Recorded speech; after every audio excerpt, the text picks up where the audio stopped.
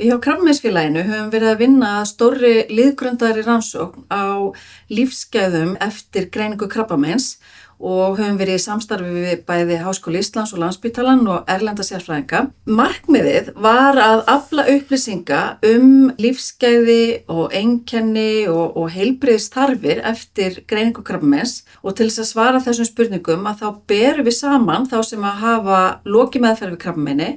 en berum þá saman við þá sem eru ennþá í meðferð og þá sem hafa aldrei fengið krabbamein. Við söfnuðum gögnum með spurningalistum, svona sjúklingaútkomum sem við köllum og þar erum við að meta lífsgæði, við erum að meta einkenni, heilbrigðisþarfir, heilsulæsi. Síðan fáum við til samanburðar upplýsingar úr opinberum gagnagrunnum eins og Krabbameinsskrá Íslands og frá embætti landlæknis aðra sjúkdóma og meðferðir. Söfnuðum gögnum árið 2025 og þetta eru tæplega 16.000 manns sem var boðið að taka þátt í þessari rannsókn og það skemmst frá því að segja að þátttakan var framúrskarandi. Svarhlutfall hjá þeim sem hafa greinst með krabbamein fór yfir 55% og yfir 41% hjá almenningi sem að þykir býsna gott. Fyrstu niðurstöðnar þær benda til þess að almennt eru lífsgæði ágætt líka hjá þeim sem hafa greinst með krabbamein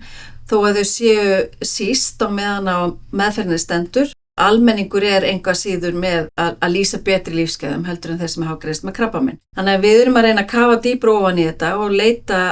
leiða til þess að finna þá hópa sem að mögulega þurfa á frekari þjónustu að halda og átta okkur á því hvernig við getum mögulega reynt að styðja betur við fólk í krabbameinsmeðferð og eftir henni líkur til þess að auka lífsgæði en frekar. Við sjáum til dæmis að margir að takast á við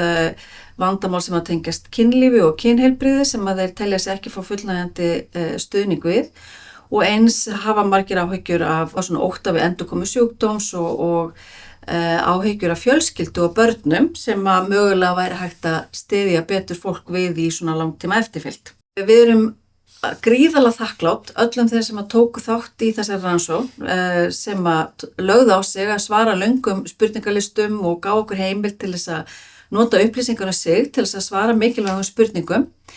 og svo erum við líka þakklátt þeim sem að hafa styrkt framkvæmd rannsóknarinnar, ekki síst Krabbameinsfélagi Íslands en líka Háskóla Íslands og Landspítalanum og Félagi íslenskra hjúkrunarfræðinga. Og nú bara rannsóknarteymið á fullu og við vinnum enn frekar úr upplýsingunum þannig að við getum miðlað þeim áfram og við getum nýtt þau til þess að móta og þróa þjónustu sem styður við betri lífsgæði hjá þeim sem hafa greinst með krabbamein.